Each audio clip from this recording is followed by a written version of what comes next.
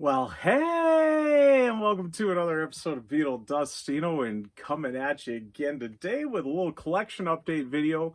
I didn't do one for April, so I'm kind of combining April and May. I really haven't had a ton, so I guess that's part of why I've kind of held out. But I got enough here now. I think I can make a decent little video out of it, and kind of some VCLT in there too. It seems like I keep getting that love train of vinyl coming my way from certain people, and that's pretty cool. So.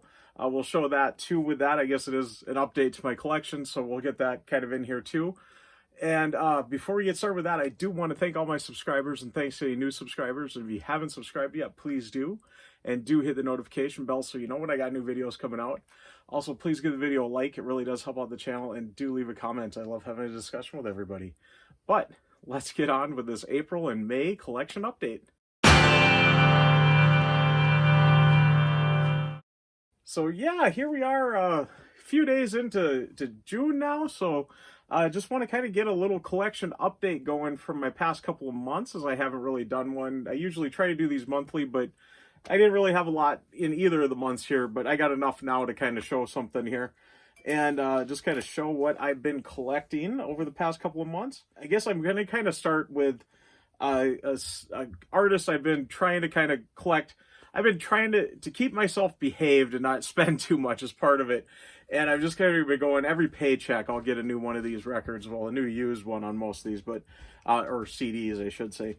But yeah, I've been trying to kind of pad in my Rolling Stones CD collection. Artists I've really ignored over the years, and thanks to their latest Hackney Diamonds, I've really got into them for some reason. So that tells you the power of a new album, what it can do. I've always liked the Stones. I just never really... not really enough to really get me out there, but now I'm kind of like, yeah, I've been kind of missing out. So I'm kind of going back and getting their back catalog here and just trying to keep it to CDs on that. And so this first one here, and I've pretty much been going in release order. So as you've been seeing, I'm kind of in the 70s there yet. And this one is no different. This will be kind of their last one of the 70s, but Some Girls, which originally came out on June 9th, which about this date is almost its anniversary, in 1978. And this version here was released on November 21st of 2011. And this is a pretty cool little deluxe package they've done on a few of their albums. Show you the spine here in the back. And I found a good deal on this on eBay and went for it. It kind of opens up here. We got a digipack. That's one thing I don't like about these, is they're usually digipacks. I don't like digipacks. Give me a good jewel case or a digi sleeve to give it a little personality. But here it is, all opened up here. You can see the disc. I'll just kind of show you the label of the disc from there. So you do get 2 discs on each of these. And so you get a little bonus material on the other one there. And I don't think, oh no, there is something behind it. So I always like to show behind the tray there. There's behind the tray on disc 1. And let's look on disc 2 there. And they do come with a booklet. And I'll just show you kind of the front and the back of it there. And I don't think I got a hype sticker or anything on this one.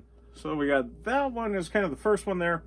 And I guess we got 2 on this. So we also got Emotional Rescue. Now, not all the albums have got that kind of deluxe package or super deluxe, whatever. But all of them were re-released in 2009, and that's kind of what I'm trying to stick with. I've tried to at least keep my collection of theirs pretty consistent. So far, these remasters have sounded pretty good. They're not part of the loudness war, from what I can tell, so good on them with that. And I'll just show you on this. There's just the single disc. There's the back of the booklet, the disc there. Show you the back of the tray there, which is just blank, but I always like to show it. And these just, when they moved to Universal Music, they just kind of reissued their catalog, and that's what you got here. And these have been just nice reissues. And like I said, just trying to keep everything kind of uniform in the collection there. Up next, we got some vinyl that I collected. And this one, kind of rare for me. I haven't really been out getting nice used vinyl at the local shops or antique stores or anything. But we did our kind of annual little pilgrimage over to Bemidji, Minnesota, over Memorial Day weekend. And my nephews and niece, there's a really cool little hot dog stand downtown Bemidji there called Lucky Dogs, and we always love to go eat there for lunch. It's only a couple hours away, so we usually just kind of drive over for the day and then drive home that night, so it's not too bad of a drive on you. So we'll go pick up a nice little lunch, and this has been our kind of favorite place, is this Lucky Dogs. Well, my nephews and niece decided while we were waiting for our hot dog there and, you know, eating our lunch there, they ran down to, they thought there was a pawn shop just nearby. Why a couple of kids like to go to a pawn shop, I don't understand, but they ended up going to an antique shop that was a little further down because the pawn shop wasn't there anymore. And they'd found some interesting things there, including North Korean currency that my one nephew really wanted. So we were down there inspecting it. Uncle had to go and check it out with them, and of course I had to go flip through some records. Really bored my nephew I went down there with. But I did find one that I like there, and artists I've been really meaning to get collecting, and this was an album in particular. I told myself if I see that one I want to get it. So I was really happy to see this. I'm going to just tell you the name of the antique shop because all the ladies got talking to me there, and I told them all about my channel, so a little shout out to them as they might be watching this here. But it's called First City Antique Mall in Bemidji. And yeah, we had a fun little talk about the album here. Even the one lady told me she got to see Billy Joel, and she was up in the nosebleeds, and he brought everybody from the nosebleeds down and sent everybody from the front row up to the nosebleeds. And she got to be lucky enough to be one of those people to go down and get right up close there. And yeah, I've been really wanting to find this album and just get some Billy Joel stuff collected. I've got a greatest hits type thing, I think the Essential Billy Joel. And that's really all the Billy Joel I've had in my collection. So I've been looking to get some of his records, and here we go. I found a pretty nice copy there. But yeah, there's the front. This album originally came out on March 12th of 1980. And I think this is a original release here. There's the back there, and the track listing there I'll kind of hold up. But yeah, it was a pretty nice little copy. And did include the inner sleeve. There's the front side and the back. Got all the information there. And we'll take a look at the record. Oh, I do got it side one there, right? There we go. On the Columbia label. And there's side two. And anybody that's been watching my channel for a while knows I'm also a very big Jimi Hendrix fan. And I saw that he had a new old release, kind of a reissue of one of his albums from the 90s. So obviously not one from when he was living, but this possibly could be pretty similar to what it would have been if he would have lived. This was probably going to be his fourth album if he would have lived to see it through. This is all material that he was really working on right around that period, right after Electric Ladyland. So, but yeah, this is Jimi Hendrix's First Rays of the New Rising Sun. The original album came out on April 22nd of 1997, and this reissue just got reissued on May 10th of 2024, so this year. And it's pretty cool because they went back to the original analog tapes to cut this LP. So I believe there's been an LP of it out there, but it might have been off the digital cut that they did for the CD at the time. So this is an all analog cut. I listened to it the other day. It sounds fantastic. And really, I've been really staying away from Jimi Hendrix for some reason. I don't know why. Well, look at that track list. That's, I mean, if you know any of his kind of greatest hits or whatnot that's been coming out lately, it's all right there. And I mean, these would have been some pretty big songs had he lived. And these all came out right after he lived, you know, passed away there. But this was the first time it was kind of on an album there, or at least what they were thinking Jimmy was kind of really planning. This does come with a nice booklet. So there we go. Should be pretty similar to what the CD had. Just on LP size, the 12 by 12 here. So if you're familiar with the CD booklet or the original LP, I suppose, pretty similar. And it's a 2-disc set, and all of his always come in these nice quality recording or record pressings, nice poly sleeves, so you don't have to worry about going and getting your own. It already comes on it. And yeah, there's side one. And I always love these labels. They always got a different theme on the color there. So we kind of got the purple and gold there, and now we got this kind of blue and turquoise or purple, or what am I saying? Pink and blue there. Wow. And I'm not colorblind, I promise you. There it is. I'm trying to find the hype sticker. We'll show that last. And then disc 2, we got this kind of green and greenish blue. And then we got kind of an orange and a pink on side 4 there. Yeah, there's my shrink wrap and hype sticker there. I'll let you take a quick look at that. Talking all about the analog tapes there. So let's see, 150 gram audiophile LP pressing, all analog and newly remastered by Bernie Grundman from the original 2-track master tapes, complete original artwork, 8-page LP size booklet with rare photos and liner notes. So there we go. Yeah, and I love this about the Hendrix estate. Ever since the 90s there, the late 90s, they've been very consistent with their packaging. Always have had a hype sticker that looks very similar to that. I wish I would have been saving the hype stickers all the time. It's just something I've recently got started with, so I wish I had all those hype stickers from that stuff from the 90s when I started collecting, but I think that's cool. I mean, you can instantly recognize with that purple and orange. That's a Hendrix estate release there. And then up next, we'll get under the VCLT, and this is another one from my my boss, my supervisor. He always is popping into thrift stores and catching stuff, and he, picks up these records for $3. I feel like if I went into that same thrift store, every day, I'd never find this stuff, but somehow he finds it. And he just thinks it looks cool, and he'll pick it up, and he thinks that me and my assistant manager might be interested in it because we're both kind of vinyl collectors. Yeah, he came into work one day, and he stopped by to say hi to him at his desk, and he said, "Hey, do you like Johnny Cash?" I said, "Oh, I love Johnny Cash." So he had this in there, and this was an album I've been wanting to get. So I don't have this on CD or anything, so I was very happy to see this one. But this is Johnny Cash at San Quentin, originally released on June 16th of 1969. So another one we're right coming up onto the anniversary of it there. There's the front, the spine, and the back though. See, it did feature the inner sleeve. See, I think I'm actually showing you the back first here, but there we go. And the front there actually is probably not quite as fun, but yeah. And of course it's Columbia Records again, just like the Billy Joel. But now we're more in the 60s era here. So with the white and red labels there. So there we go. Side 1 and side 2. Very cool to get this. I really appreciate this. And I told him too when he asked me about Johnny Cash, I said, believe it or not, this was one of the first concerts I ever got to go to. Not at San Quentin. No, I wasn't locked up at San Quentin in the 60s there. But I got to see Johnny and June in the Northern Wisconsin State Fair back in probably the early 90s, I think it was. It was probably one of the first concerts I really got good memory of going to, at least. And my parents never really had a ton of money, so they, going to a concert wasn't really something we could do. But my dad's from Chippewa Falls, Wisconsin, where the Northern Wisconsin State Fair is held.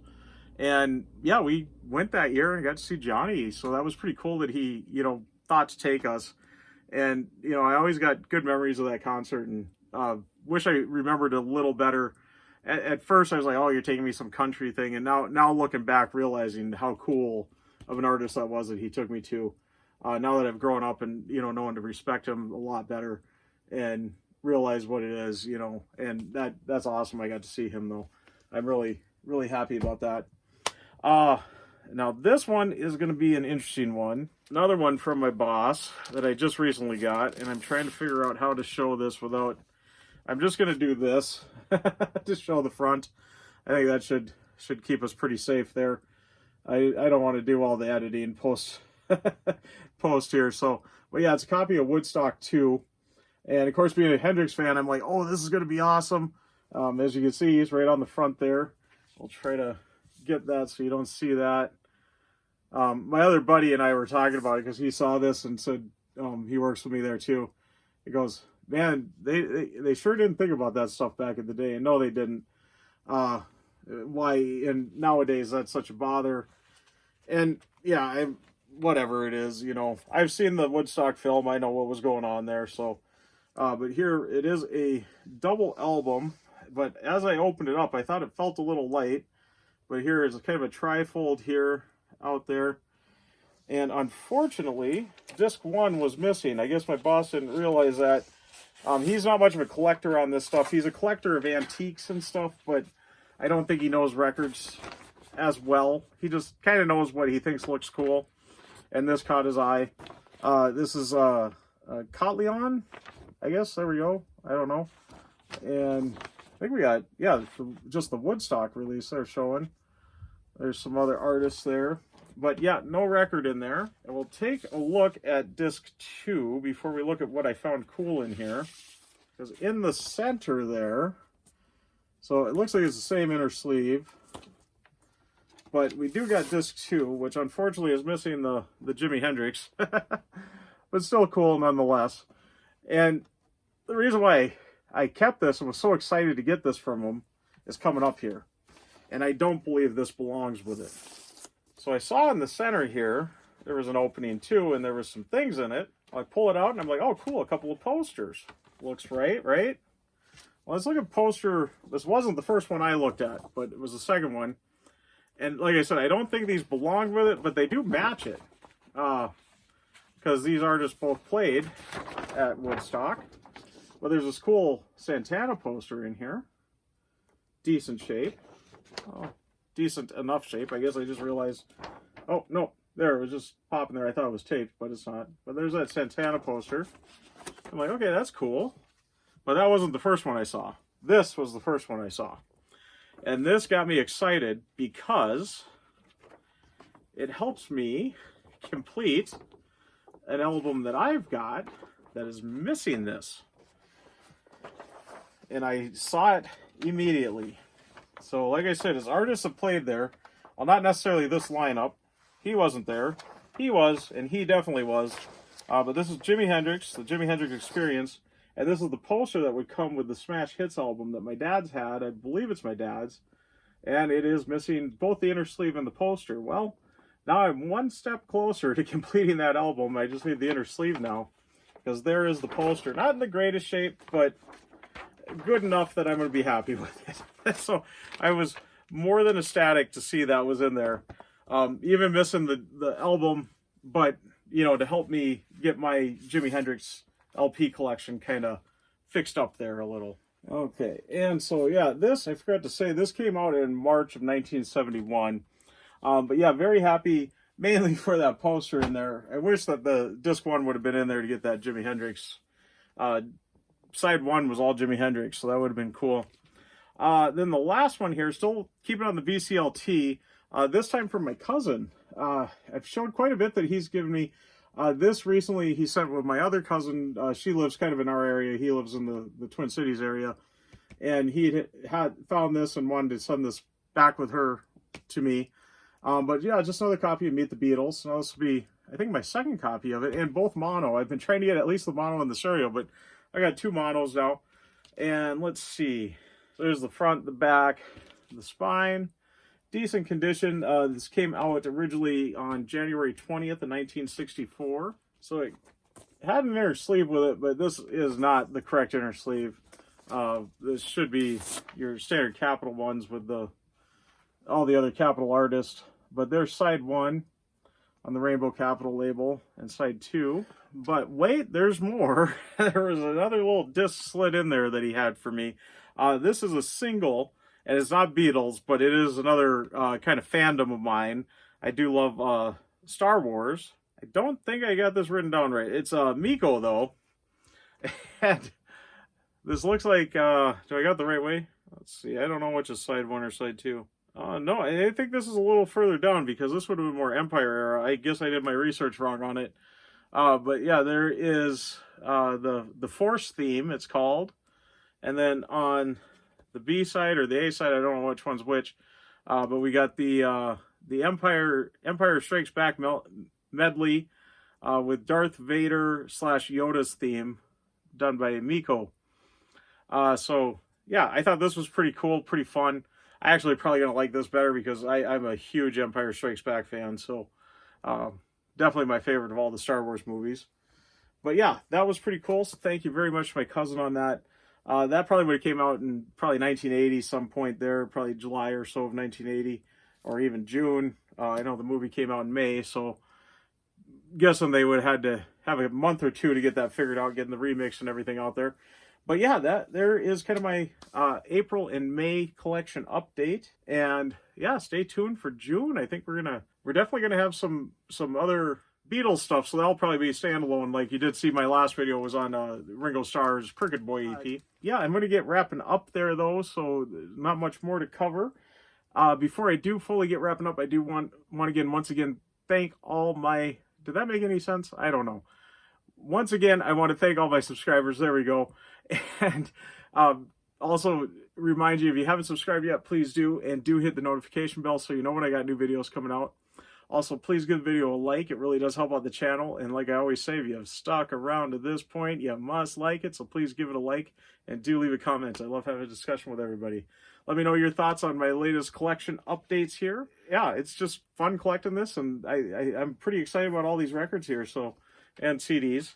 And yeah, I guess that's it. All right, I'm going to get signing out before I get rambling. I am Beatle Dustino, signing out.